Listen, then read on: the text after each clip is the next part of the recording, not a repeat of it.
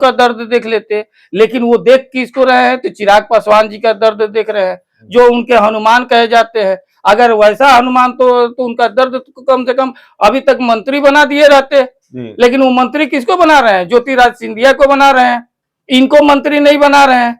और ये देखिए, ये तो कह चुके हैं कि हमको मंत्री नहीं बनना है। अरे इसको भी तो देखिए, किस कौन कह चुका है? चिराग पासवान ने कहा है कि हमको मंत्री नहीं बनना है, क्या ही कर लूंगा मैं 1-2 साल के लिए मंत्री बनकर। माने मंत्री नहीं बनना चाह रहे हैं। ये तो कल के डेट में कह देंगे, जब चुनाव हार जाएंगे तो कहेंगे मैं सांसदों बनना नहीं चाहता था।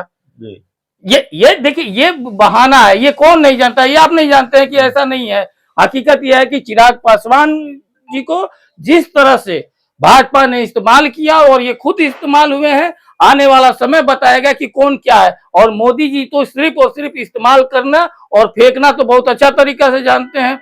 और जिस तरह से इन्होंने उनके माताजी को, राम विलास पासवान जी का धर्मपत्नी को राज्यसभा नहीं भेजा, वो अपने सीट पर जो है जिस तरह से उन्होंने सुशील मोदी को भेज दिया उस सीट पर, ये बताता है कि आप भाजपा ने किस तरह से इसका इस्तेमाल किया। देखिए, बिहार में नीतीश कुमार और चिराग पासवान के बीच जो सियासी दुश्मनी है वो जगजाहिर है, और रिश्ते 36 के हैं नीतीश कुमार और चिराग पासवान के बीच। इस दुश्मनी को और हवा दे दी है देश के प्रधानमंत्री नरेंद्र मोदी के एक बयान ने।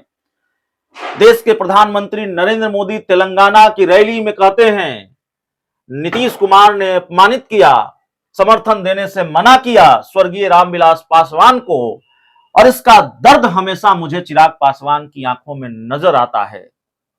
चिराग पासवान के दर्द की चिंता है प्रधानमंत्री नरेंद्र मोदी को। राजेश तिवारी साहब हैं हमारे साथ, नीतीश कुमार की पार्टी जेडीयू के प्रदेश सचिव हैं। तिवारी साहब, दर्द नजर आता है प्रधानमंत्री नरेंद्र मोदी को, नीतीश कुमार ने बड़ा अपमानित किया रामविलास पासवान को। काश मोदी जी गरीबों का दर्द देख लेते, काश किसानों का दर्द देख लेते, नौजवानों का दर्द देख लेते, लेकिन वो देख किसको रहे हैं, तो चिराग पासवान जी का दर्द देख रहे हैं, जो उनके हनुमान कहे जाते हैं। अगर वैसा हनुमान तो उनका दर्द तो कम से कम अभी तक मंत्री बना दिए रहते, लेकिन वो मंत्री किसको बना रहे हैं, ज्योतिराज सिंधिया को बना रहे हैं, इनको मंत्री नहीं बना रहे हैं। और ये देखिए, ये तो कह चुके हैं कि हमको मंत्री नहीं बनना है। अरे इसको भी तो देखिए, किस कौन कह चुका है? चिराग पासवान ने कहा है कि हमको मंत्री नहीं बनना है, क्या ही कर लूंगा मैं 1-2 साल के लिए मंत्री बनकर। माने मंत्री नहीं बनना चाह रहे हैं। ये तो कल के डेट में कह देंगे, जब चुनाव हार जाएंगे तो कहेंगे मैं सांसदों बनना नहीं चाहता था। ये देखिए, ये बहाना है, ये कौन नहीं जानता, ये आप नहीं जानते हैं कि ऐसा नहीं है। हकीकत यह है कि चिराग पासवान जी को जिस तरह से भाजपा ने इस्तेमाल किया और ये खुद इस्तेमाल हुए हैं, आने वाला समय बताएगा कि कौन क्या है। और मोदी जी तो सिर्फ और सिर्फ इस्तेमाल करना और फेंकना तो बहुत अच्छा तरीका से जानते हैं।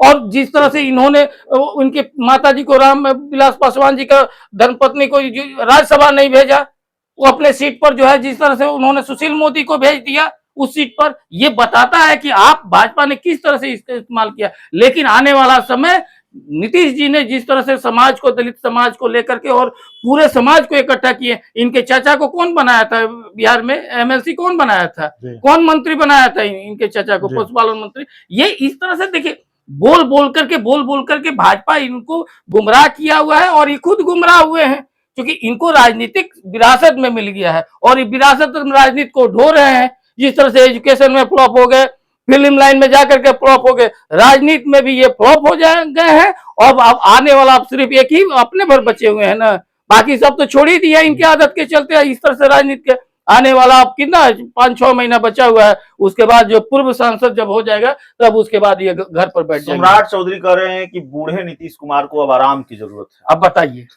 अब बताइए, एक प्रदेश अध्यक्ष के कहते नहीं है कि वो जो पगड़ी बांधे हुए हैं तो उनका नस दब गया है।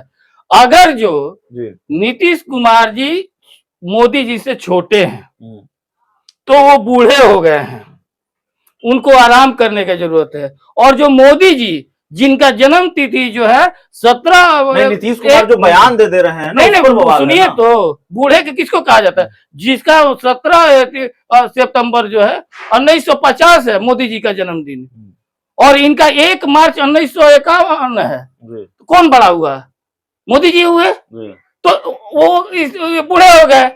नीतीश जी अगर छोटे हैं तो बूढ़े हो गए, और बड़े तब तो उनको दादाजी कहेंगे क्या मोदी जी को?